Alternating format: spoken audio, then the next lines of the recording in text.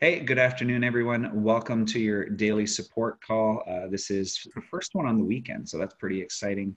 Today we have with us Durham Regional Councillor David Pickles.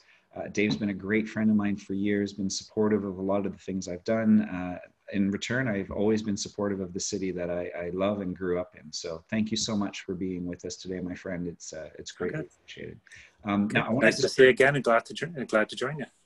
Thank you. And I wanted to start a bit early today. I know normally we start right at noon, but our little preamble was getting really interesting because what we're talking about is how, this current situation we're in, and I don't like to, label things and reinforce negativity, which is why we use the Courage19 hashtag, because I think courage gets us through a lot of things. But what we were talking about is how, being in remote project management, my life hasn't really changed too much. My wife is also a remote project manager.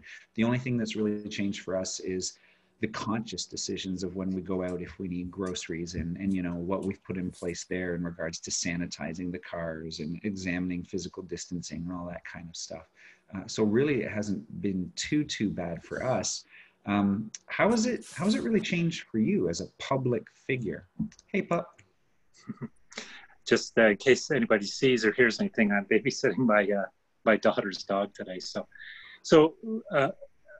As I was saying, it's a complete change. I'm not used to being home during the day and many evenings or even on the weekends because my job is a very public job. So I'm at the Region of Durham offices. I'm at the City of Pickering offices.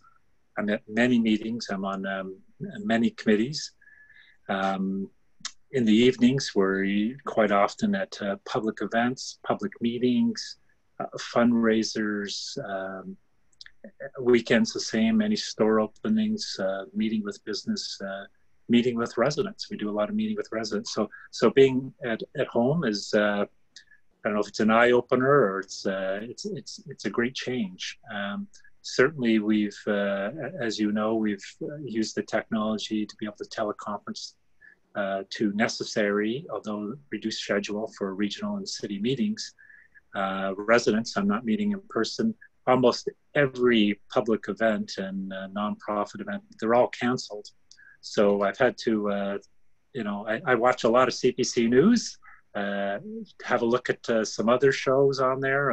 Not used to watching a lot of TV, so it's a bit of a change. Do get out to go for walks in the neighborhood, take the dog.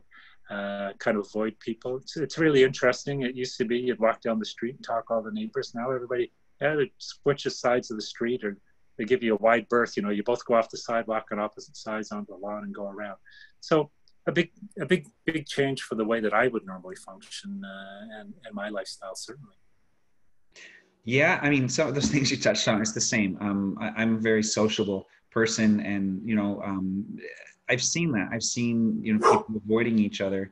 I'm a huge hug, so that's something I've definitely missed. Is the handshakes, the hugs, the physical touch and affection. And it'll be interesting to see that once things normalize, what do we keep from the past and what don't we? Is it now unsociable to actually shake hands with somebody going forward? Things like that are interesting. I was thinking about that, and I was thinking back to, hey, puppy. I was thinking back to SARS, more than a decade ago. And it was the same thing. People were tapping shoulders and tapping elbows and stuff like that. To me, it seemed to go back pretty quickly to the usual handshakes.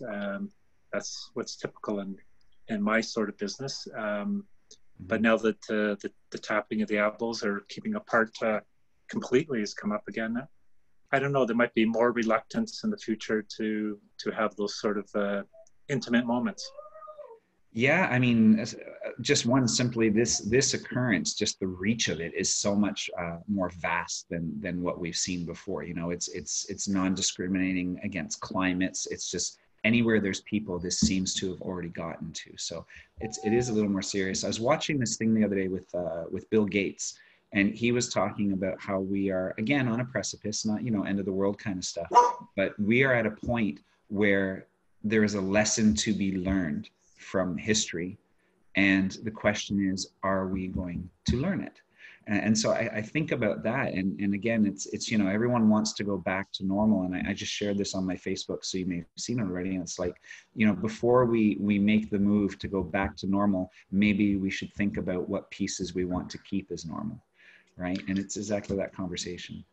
And I was thinking the other day from a municipal perspective and from planning. Of course, epidemics and viruses would tend to travel more slowly across the world in the past, where there wasn't as great a connection. So everybody's talking about planes and trains, and people travel more often. But when you look at the urban environment, cities have a much greater density. There's a lot more people in a smaller space. They're walking to work. They're taking transit to work. Even here in the city of Pickering, we've seen, the province has designated us as a growth node and an urban center. So they're encouraging greater investment in transit. And in that, they want to see greater densities in our municipality. It takes up fewer resources, less impact on the environment, perhaps, less costly infrastructure. So, you're looking at 15, 30, 40-story buildings.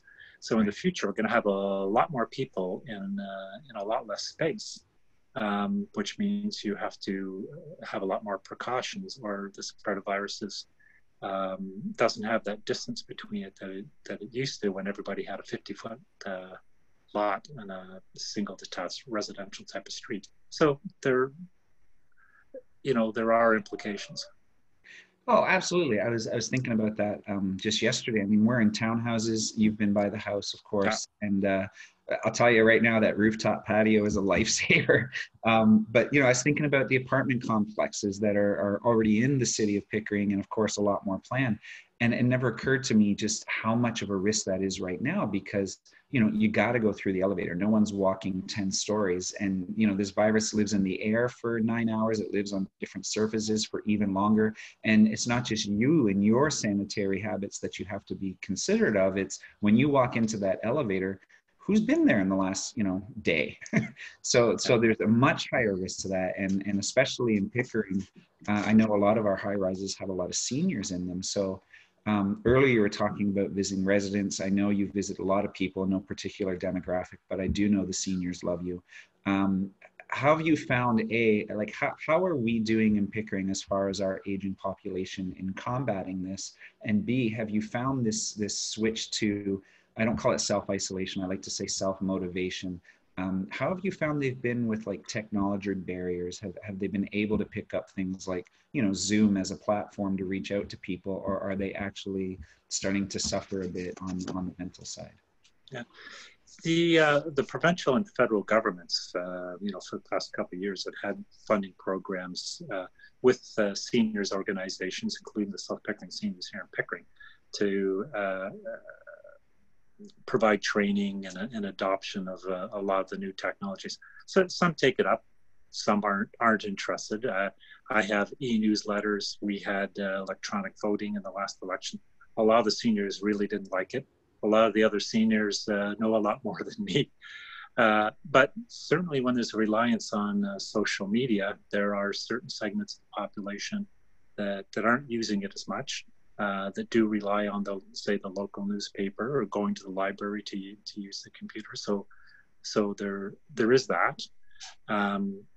Just going back to what you were saying about the elevator, one thing that I've sort of found at the city is, when you go to into an elevator, you're trying to hit the button with your elbow instead of a finger to hit the right floor, and it doesn't always work that well.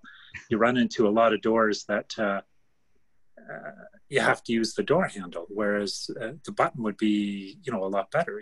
I can hip check those automatic door openers, and the door opens and closes. And I find it funny when you're out at before the restaurants close and that you're told to wash your hands, but the taps you have to use manually, or use the knob on the paper towel thing to get the paper towel out to dry your hands, and then again, no automatic door opener. So I think from a municipality, that's kind of a small thing I learned out of this, that our public facilities should probably have those automatic things where you put your hand under the the hand dryer, and either it blow dries your hands or the paper comes out automatically.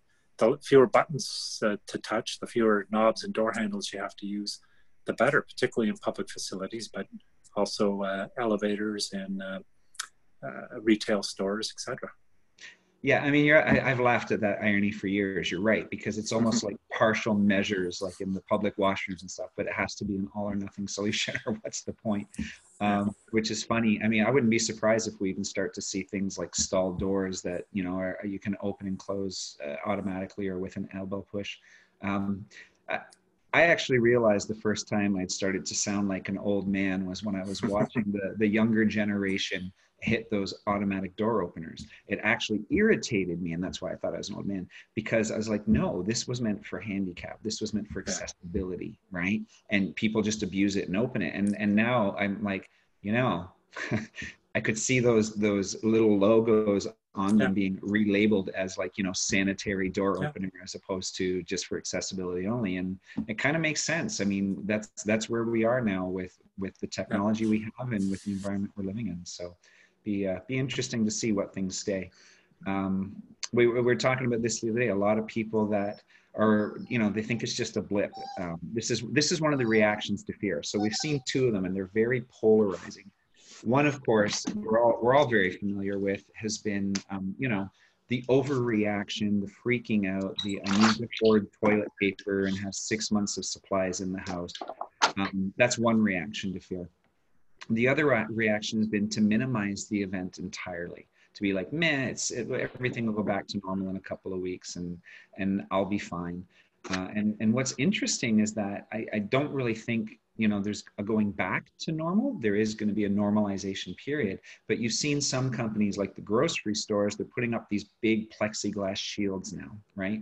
To protect their frontline workers. That's a huge investment of time and money. And when things do normalize and stabilize and life gets on, I don't think suddenly you're going to see these companies invest in tearing those down, right? So there's going to be certain changes that carry forward with us. So from your role and what you're doing, what kind of changes? I mean, we talked about switching some things to virtual, but even these things like, how you can hit the right floor on the buttons and making things a little more accessible with the hip check. What kind of changes do you think we're going to see, at least in the city of Pickering, if not the region? Well, I think at the city for some time now, people have been accessing the program schedules, signing up for programs, prepaying taxes. You don't get as many people, dropping by to pay their taxes or putting it in the mail. A lot of people are doing things online, paying parking tickets online. So we see a big move to people who want to be able to do things virtually and perhaps even, in the future, maybe making an appearance at the front desk at City Hall by Zoom as opposed to having to walk into the building. People were very busy anyway. So I see a greater reliance on virtual services, and in the retail, you're probably going to see more of the grocery delivery type of services. So I think there is a different evolving delivery model, both for retail, but also with respect to delivery of public services. Not that it's a municipal one, but every time you have to go in to change an ownership on a car or a driver's license, and you go to the Service Ontario kiosk, it always seems that the lineup's out the door and it's moving very slowly. I tend to like to go into the bank because it's one close to City Hall, as opposed to do transfer payments and stuff. I have a check. I like to go in. I know some of the tellers. I go into the bank and do it. Mm-hmm. But when you're in the bank now, most people do easy things online. So if there's a line at the bank, it's mostly difficult things they want to do. So the line moves very slowly because somebody's doing several things or some RSP thing, major. They're not just making a simple deposit. So if there's a long line to the bank, it usually doesn't move quickly because the easy things people are doing at the ATMs are online. So I think you'll see the service delivery go that way. There's glitches in that sometimes, the sharing of data, the protection of data, and hacking. And I'll give you one small frustration that I've had with this is I send out a newsletter sometimes with Councillor Shaheen Butt, the City Councillor for Ward 3. And we send it out to every household in the city of Pickering, or sorry, in Ward 3 at least. So, it's 15,000 of them. So, and the city implemented an e-newsletter. And I said, well, that's wonderful. I'll send out this notice. I have an e-newsletter to everybody who's emailed me in the last 5 years. Oh no, can't do that. They emailed you in for a particular purpose. You can't then take all their data and emails and send out something on a different item, like you have an e-newsletter. So my e-newsletter is up and running, but people have to hear about it, go on to the city's website, register for the email, and then a confirmation is sent out to them. They have to confirm that they've agreed to accept this email, and then they are officially registered. So you can imagine that most of the population, one, hasn't gone on their website to register for it. And then when they get the confirmation email, they're either not realizing what it is, or it could go to the trash bin or something like that. I don't know. So even though I've had e-newsletters for over 2 years now, I have about 100 subscribers. When if I hadn't been able to send it out to everybody who sent me an email in the last 3 years, I'd probably have 1,000. So there are hurdles with respect to protection of privacy and hacking and other things that sometimes make what seems like a good, easy solution for technology sometimes a little difficult. Absolutely. And I'll swing back to that in a minute. An example of how you're talking about a lot of services moving virtual. I mean, some people love it, some people don't. I'm working, one of the people in one of our business programs is a wedding planner, and we were quickly coming up with ideas about how can you do a virtual wedding at home, have the officiant on Zoom and all this kind of stuff on Zoom. So she researched it really quick. And here's a perfect example of a potential roadblock to an otherwise great idea is apparently, at least in Pickering, legally an officiant has to be present. You can't do it remotely, right? So we came up with a solution for it, but originally something that, well, it just makes sense to do exactly what you and I are doing right now. Do you? Yes. Do you? Yes. Great. You're married, right? And then send them the paperwork. But apparently right now, that's not how the process works. And being such a governmental type of thing, it's a little bit slow for progress. Back to the point about some of these other roadblocks is that's what we're finding right now, again, with remote project management. It's not a new idea, this working from home or having distributed teams. I've been doing it on and off for 22 years now, and it's gotten better and easier. But a lot of large corporations, one of their main pain points when they've been coming to us over the last few weeks is, what about GDPR and security and our data? And if you're in the medical field at all, what about HIPAA compliance and all this kind of stuff? And the interesting challenge has been is sometimes I've had to say to them, look, you have a choice right now. You can either continue to have cash flow and make some money by having your teams at home with, data that otherwise they probably shouldn't have access to so they can get the job done, or you cannot make any money right now and in fact spend a lot more so that we can build up your distributed team systems and make sure that it's done in a way that's fully compliant with all the privacy and security that's out there. And I'll be honest with you, about 90% of them said, no, we need to keep working. So now you've got data spread out on personal laptops and desktops throughout the entire organization. You'll never be able to get that back, right? No matter what policies you put in place as things normalize again, all employees are to destroy this, right? It's just not going to happen. So this whole movement towards more and more privacy, which is a good thing. I mean, you have something like this arise that's completely unplanned, and we weren't quite there yet in the way for how we could respond to it effectively. And bam, that entire industry that entire initiative is set back as a result, because you're going to have people's data all over the place, or you just simply aren't going to be able to function. So have you, in that regard, have you guys, with government or anything at your level, have you run into any of those types of things where it's like, oh, we need to keep going, but we can't right now because the systems are stopping us? Yeah.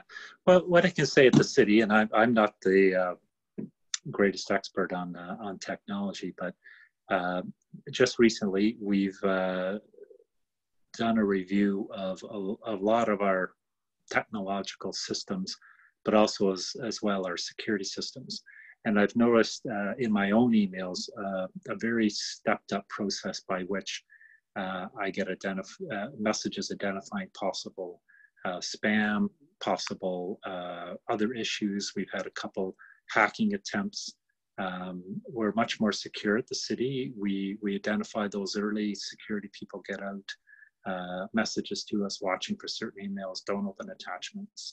It's really been drilled into us, and we've had a couple instances where, not recently, but early on, where people were opening documents they ought not to open. And you can take some simple precautions. If it says Scotiabank and you don't deal with Scotiabank, click on the email address, and it probably doesn't say Scotiabank at the email address. It probably says something that you can't interpret. But the scams, and I've even seen some related to the COVID-19 recently, are getting more sophisticated.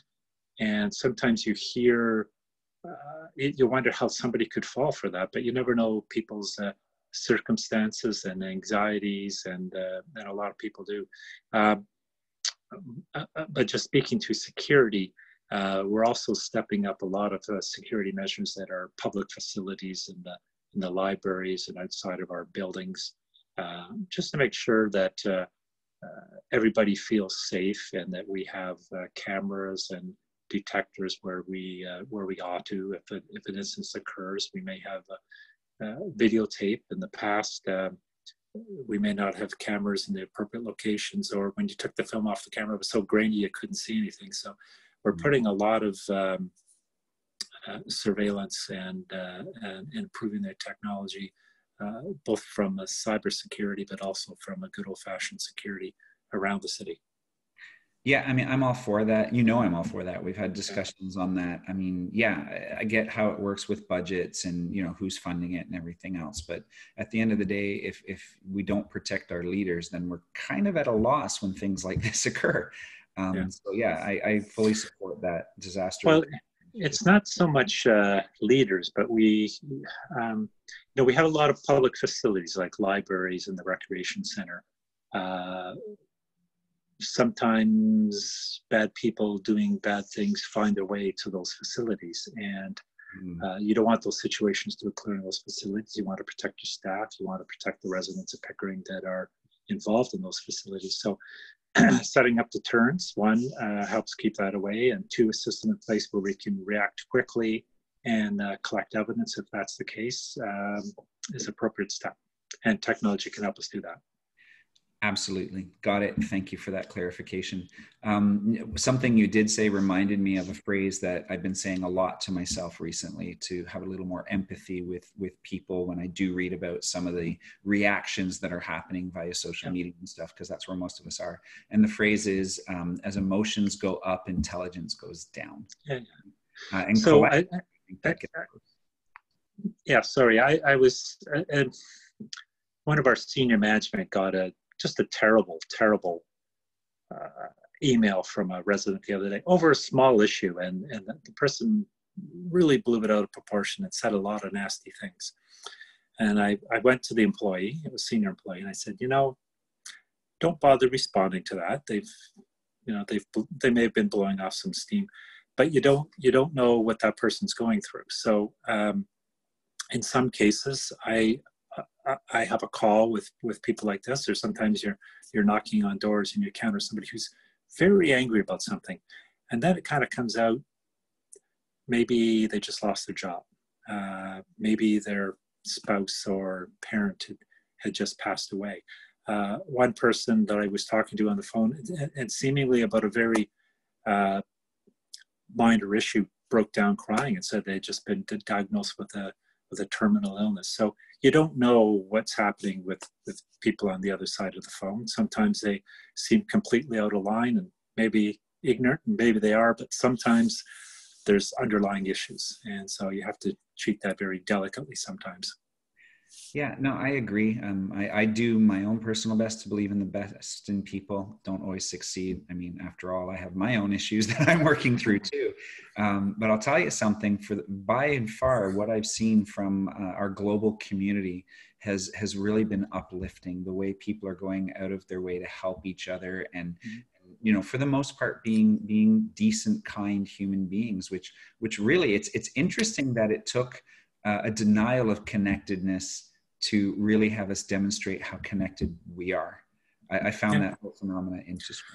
Well, I can tell you an interesting observation. I'm probably getting fewer of the angry calls and or complaints that I normally would. And although a few people have contacted me, they've often put their comment in the context of, I know you have bigger issues going on right now with COVID-19 and trying to keep the city operating and all that, but I have this issue with my sidewalk or my culvert or something else. So fewer of those calls, I think, because people realize there's bigger things going on, and they probably have bigger things going on in their own mind. But they're putting in the context that, I really appreciate your staff who are out there doing these things, even at a time in COVID-19. So. And it's interesting that you say that. And I want to take a moment to acknowledge you, if I may, the person, because like I said at the beginning, you and I have been friends a while, but we weren't friends first and then got involved in politics together. Actually, our first interaction and then our follow-up interactions was mostly in the political environment, and we became friends as a result of that. And I want to clarify for you right now, I don't know if I've ever told you this, but the reason I have enjoyed developing a friendship with you and do consider you a friend is because it doesn't matter what I've brought to you as a role in our city. Even if you've had bigger things to do, you've somehow miraculously always made the time to make me feel like nothing else has ever mattered. And I know I'm most likely not the only one that feels that way. So I want to acknowledge you and say thank you for that, because of course you've always got, like, whether it's COVID or whether it's other things in the city, there's always much bigger issues than, our own personal feeling of self-entitlement and needing something now. And yet I know you and probably many others that you work with have that ability to make us feel like we're the only thing that matters right now. So sincerely, thank you. Well, I appreciate that. And that's where I'm saying that that's typically the way I would operate. I know we've been out a couple places you lived in Pickering, whether it was on the Esplanade or there on Kingston Road. And when you raise comments or concerns of water talk, we usually arrange to get together. And I've been out in the road with you and looked at things. And that's what I'm finding is very different about the job right now, because I'm not able to do that. And meet with people and get out on the road and visit them at the door, meet them in the park. And we're doing it by phone or email. So it's a little different. Well, at this time, I'm talking about the COVID-19 response. Yeah, no, of course. So let's dig into that a little bit, though, because like you said, you're not used to being at home. You're doing a lot of things by phone and email. But let's talk to Dave, the person. How are you coping as an individual? Like, where are your frustrations? Where are your challenges right now? Like, how are you doing? So I put out a post on Facebook just a couple of days, sort of speaking to that issue. So you may or may not recall, but my wife owns a retail business, mm-hmm. and it's a food-related business. So she's working there today. They're deemed essential. And so she's seeing customers every day. So it's a bit of a concern for me. She's taking precautions. They wear gloves, and they're doing that standard where they space people out and they only allow so many people in the store at a time, but not everybody follows the rules. So that's on your mind. You're thinking about that. Both my daughters in the healthcare field. My one daughter is a registered nurse. She works at Sick Kids Hospital. She works in the post-surgical unit. So elective surgeries are down, and they're being reassigned to sort of other duties around the hospital. It may very well be that those duties, as the hospital ramps up to deal with COVID-19, will be, encountering people with COVID-19. My other daughter works in the mental health field. So obviously there's people having issues out there. And so from a personal level, that's a great impact when your wife and two daughters are still being exposed to the public, whereas I get to stay home a little bit more. From my perspective as well, you have to wonder when the COVID-19 resolves itself, and we don't know how long that's going to be, what does the economy look like? So there's probably going to be a lot of bankruptcies.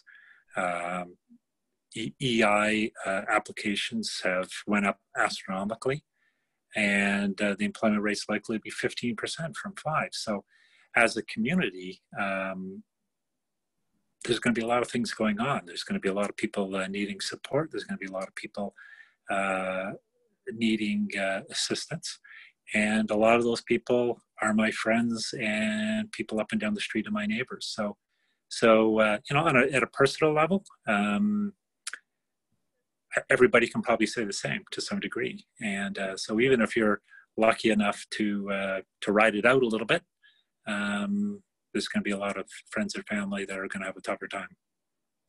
Yeah, absolutely. I mean, I can't even imagine I don't have children myself. And like I said, my wife and I work from home. But my sister, we're really close, she has a 5-year-old daughter, and my sister works in a local grocery store, and her daughter is immunocompromised through a lot of things in her short life, and there's this massive concern. But of course, she is of the heart to serve others as well, so she's doing everything she can, and yet she's not sleeping because she's always worried about is she the one infecting her daughter? And no matter how much I talk with her, it's not helping to calm her nerves. But outwardly she looks fine, but inwardly she's just in turmoil. And I know there's a lot of people putting on that brave face you're talking about, and then behind closed doors having their minor meltdowns. And I just want to say to anyone that is watching, whether it's on YouTube or when this is on Facebook, that's okay. Right? I mean, it's all okay. Like expressing emotion, feeling the emotion, like it's fine. We've been so conditioned over the years to not express ourselves, especially when it comes to things like anger, frustration, and crying. But get it out. Do what you need to do so that you can continue to fight forward another day. I think. And the other thing is there are supports out there. If you visit the City of Pickering website or Facebook site, the region of Durham, Ontario, and the federal government, there are all avenues out there to pursue to help you through those times. You know what? I'll make sure my commitment to you when we get off this call, Dave, I'll get those links from you and make sure they're attached to this so that people have quick and easy access to them. So if they need that resource, it's right there for them. They don't have to go search it. And hopefully I'm gonna have an e-newsletter coming out shortly for the subscribers that I have, but I'll have to try and promote that on Facebook as well. And it's a question: have you signed up for my e-newsletter? Right. No, for sure. So let me ask you this. So we've talked about some of the, interesting topics. Then we talked about getting personal. Something else that you talked about is a lot of people are very understanding of, I'm sure there's bigger issues too, right? So both of us are residents of Pickering. This is where we live. This is where we support. So what bigger issues are going on for us as a city right now? And how can we as citizens help you? Yeah. So, and I alluded to it a bit earlier, that the province, and not just this government, but the previous government, because it's deemed good planning for the future, have deemed us to be an urban growth center. And what that means is that they expect greater densities, greater use of transit. So these things are coming down the pipe, and it's not a matter of Pickering saying yes or no. It's a matter of Pickering manage them within the legislative frameworks we've been given. So I think you'll see our city center, so that the Sears building just came down. If you haven't been by there recently, it was vacant for a long time, it's come down. That site's going to be developed, and you're going to see a lot of development along Kingston Road and along Bailey. So basically everything around the GO station, the province envisions that is going to be restructured. And so there was a time when I first came on Pickering Council, you couldn't get anybody to build a 2-story building, not even along Kingston Road. At Liverpool and Kingston Road, on the northeast corner, there's a McDonald's there. And I remember, this goes back at least 15 years, I remember telling the owners there, build a 5-story building. We'll get some medical offices in there. Oh, Dave, no, I'll never rent that space on the 2nd, 3rd, 4th, 5th floor. So in the end, we ended up with a 1-story building and a sort of facade 2nd story on there. Now along Kingston Road, you're seeing, or there will be applications coming in for 30, 40-story buildings. The city center is going to be 40-story buildings. you're seeing on the south side of the 401, east of the GO station, 30-story buildings. So, and it's not a matter of the city Pickering can say, look, no, we don't want any tall buildings. The density requirements are already there. We can manage them to some degree, where they go, what they look like, 5 or 10-story difference on them, but you're not going to put the brakes on that. Right. And the province is doing it because they want to use less land. Density uses less land. Land is more expensive. New homeowners can't afford the 50-foot lots with 3,000 square foot homes on them. So it's coming, and we're managing it, but you're going to see a lot of change along Kingston Road and our downtown, in and around the GO station. We have an aging population. To some degree, that relates to density as well. Seniors might be downsizing. They look for buildings that provide more services, even if the maintenance fees are more expensive. But again, in the downtown, you have a certain density. Then you can support restaurants, you can support a community center, you can support the retail that's there. So you can come out of your building, or perhaps be connected. Buildings that are connected, you can get out in the winter, you can do your shopping and all be in a fairly close loop, and not having to get into a car, and you can walk across a bridge to the Metrolinx and go downtown too. So for a community such as Pickering that saw very little growth, and that was deemed to be sort of a bedroom community, and most people who worked had to work outside of the municipality, that's a lot of change. Some people are receiving that change well. Some people don't like to see that change. But that change is coming, and the city, to some degree, can manage it, but you can't stop it. Right. Well, and I know, I mean, we've talked about this on many times. One of the biggest challenges that I've seen, even like I've been here for 32 years now, and watching as things do progress. In many ways, I support it. And actually, I'm grateful for the people in your roles doing the work over the decades, because a lot of it seems really well thought out. And it seems that no matter what we do with the roadways, right, it cannot keep up with this vertical acceleration of our population. It's expanding Kingston. The moment an extra lane is added, it's now even more congested because there's just more people living vertically. So it's interesting to see the balance and checks as we progress. There's still always areas to improve on, which is fascinating.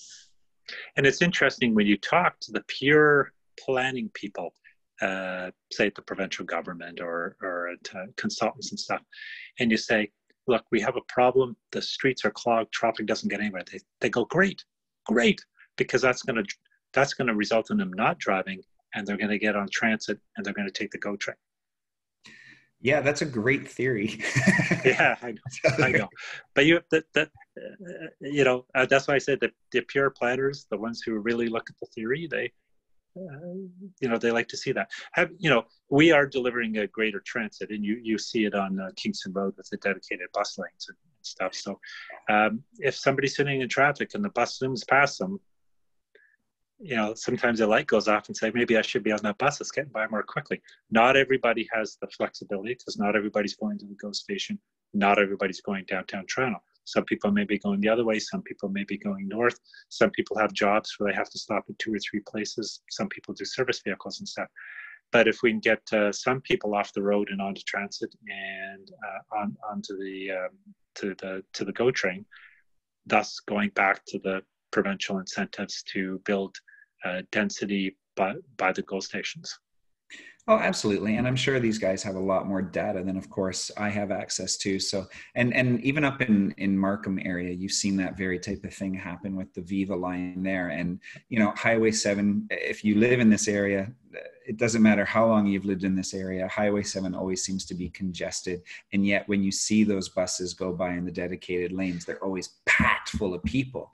So I don't even necessarily think it's about relieving the amount of congestion. I think it's the duration of congestion. Yeah. So instead of me being stuck for 2 hours, I might be stuck for 20 minutes, which is much. And to be clear, part of what we're really emphasizing in the city of Pickering as well is getting employment here. Mm-hmm. So that people can live, work, and play in Pickering. So we have a real incentive to get employment in Pickering. Again, we'd really like to see that along Kingston Road, but certainly along the 407.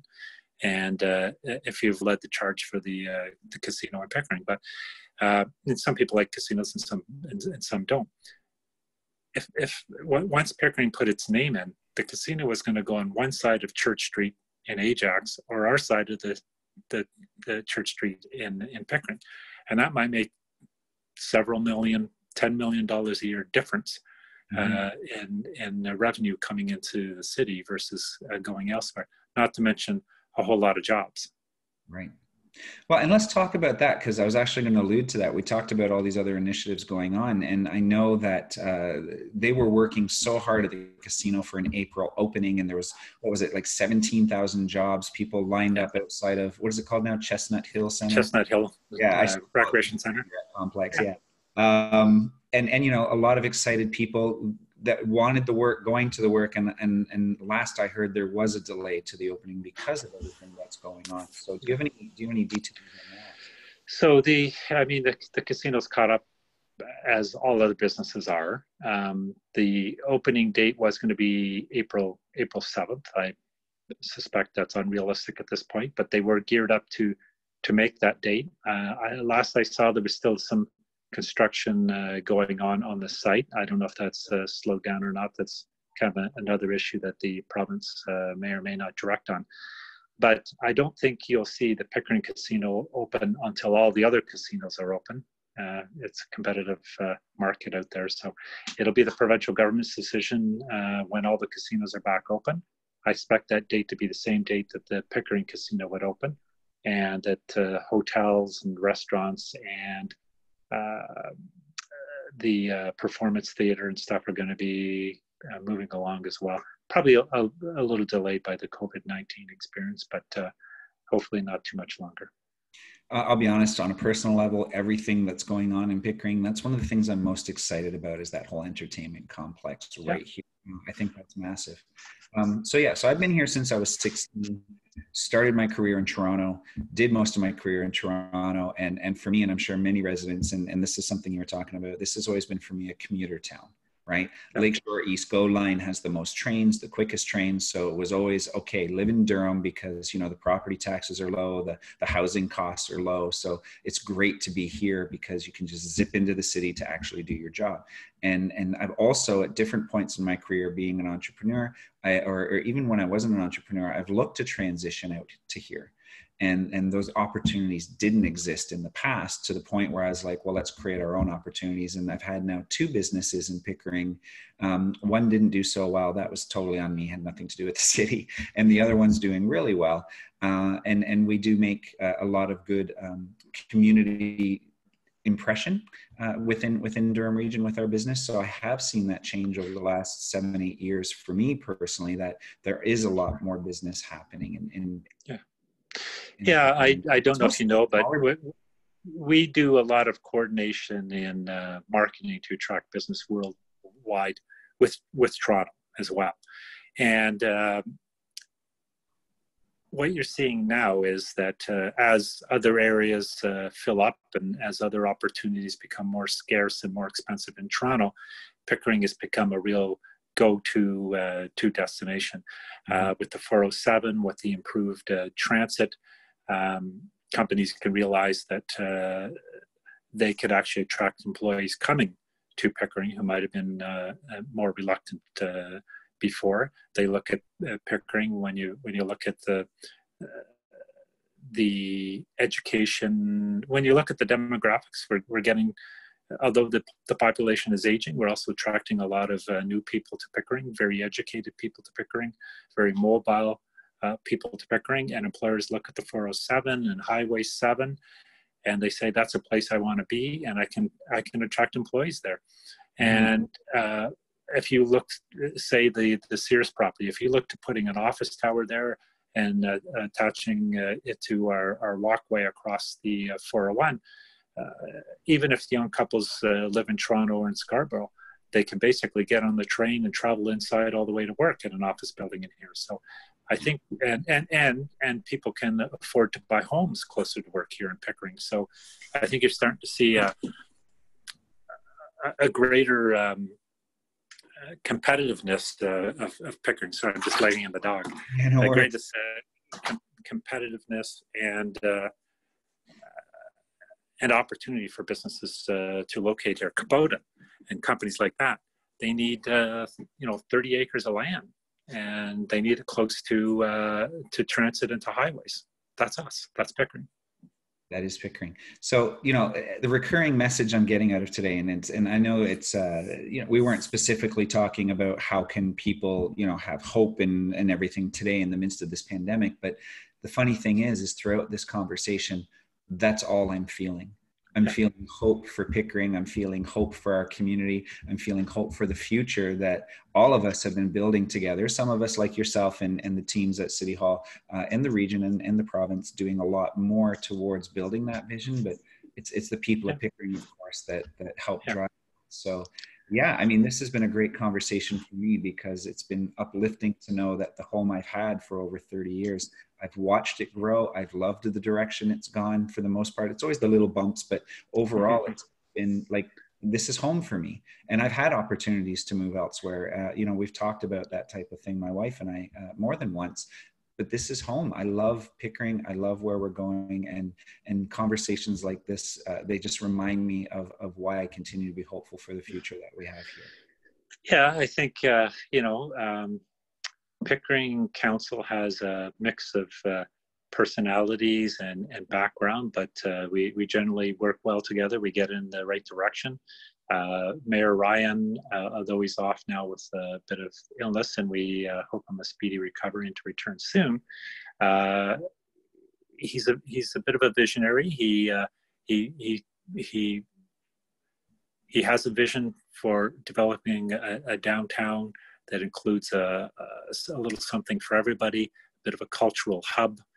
And I think that's going to come true. I'm very optimistic about that. And it's interesting. I have some before and after pictures of things from around the city. In fact, I have outside my office, the area that includes downtown now, I have a photo of the TP Motel and Drive-In.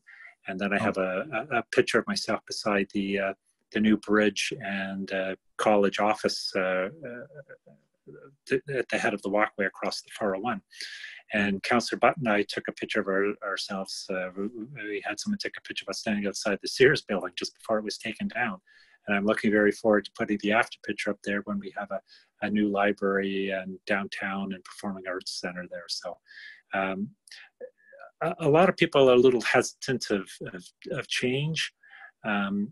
What I find is the majority of people who are reluctant to support something, sometimes when it's coming forward, afterwards, when they see the vision realized, they go, that is an improvement. You won't win them all over, but a lot of people say, I think it is a lot better. Yeah, well, and all of us inherently are wired to fear change. We work so hard to have control and stability in our lives and create the life that we want, that when we finally get some semblance of that, we don't want it to change. And that goes back to what we were talking about earlier on a global scale right now. Why there's such a big response to fear is because so much is out of our control right now. Yeah. In my industry, there's a joke because we do a lot of what's called change management. So yeah. I'll approach people and I'll say, hey, everybody's like, yes, we want change, just don't change me. Right. That's right. Well, we get a lot of that too.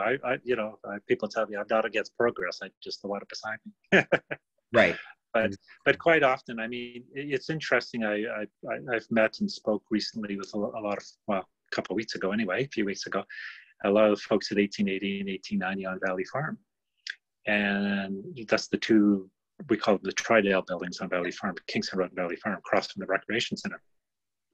And a lot of those folks say, well, we don't want to see that change happen around. We don't want to see this going. What's interesting is 30 years ago, you guys were the change. That's right.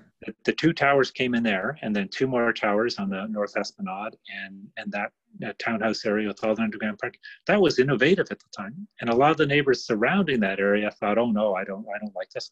And it's become a jewel at the city of Pickering, and a lot of seniors live there. They love it. They're close to City Hall. They're close to the library. They walk across the road to the Recreation Center, and that probably still remains the densest area in the city with respect to population. but it's worked, and it's worked for over 25 years. Yeah, I mean, like we lived there. That's where you and I Yeah. actually met when I was serving on the board of directors there. And even now we're still relatively close to things. But when my wife have gone out for walks, we always joke, we're like, we'd be home already, right? Because it's like, to me, that is the core of, Yeah. like you can't get more close to the action than that area with the Esplanade and Tridel buildings there. At the time, it was a little controversial, and there was quite a bit of resistance, but it's become a vital part of our community now. Agreed. And it'll continue to be the same way with, like there's a sadness to watching what's happening in the Pickering Town Center, but at the same time, you see the parking lot being better utilized, some really good restaurants going up. And now we're going to have the ability to, 10,000 new citizens coming into the community. I mean, I think there's a lot of wonderful opportunities here. And like I said, I remain hopeful. One thing I do hope that remains consistent, though, is that you and Mayor Ryan can continue to flip a great burger. Oh, yeah. Unfortunately, a lot of community things. I think the Rib Fest has now been postponed or canceled, so that's unfortunate. But we have a lot of great city events that we really get out and enjoy. And with spring here now, that's going to be a little sad. But once we get through this, we'll make up for it perhaps in the fall or next year. Absolutely. And I think that's the big key thing is we are going to get through this as long as we continue to have communication like this, continue to look at the good in things and have hope in what we can do, and really just respect the rules and the process, right? Because the longer we don't, the longer we're prolonging this, and nobody wants that. So let's line up our actions with what our wants are. Well, as I mentioned, I've been watching a lot of CBC lately. So I was watching this morning, and both BC and Ontario are reporting, it was one day, but a decline in the expectations they had for new cases. So let's hope that's hopeful. I'm not sure we've peaked or on our way down yet, but at least there's signs and hope that may be coming soon. And certainly, when you look at the numbers, it's a little discouraging. But then when you look at some of the actions that we've taken in our communities compared to what's happening in some of the other communities around the world, whether that be New York or Italy or communities like that, where it's really been devastating, I remain optimistic and hopeful that we're going to get through this more timely and with less fatalities. One would hope. Well, it is the Canadian way. So yeah, I mean, that's a perfect point to wrap it up on. So thank you again for your time today. And I look forward to, if you could just stay on the call after, I want to get those links from you if I can. But yeah, stay safe, stay home, best to you, your family, to the girls. And just, you know what, we'll get through it together, my friend. Okay. Let me gather up those links and that by email. There's some things have been changing. There's a new number with respect to reporting instances of disobedience with respect to social gathering. That so it's changing daily. Let me get those things together, and I'll get you some of those links via an email. Sounds great. Thank you so much. Okay, perfect. Thanks. Have a good rest of the day. Stay safe. You too. Bye for now. Bye-bye.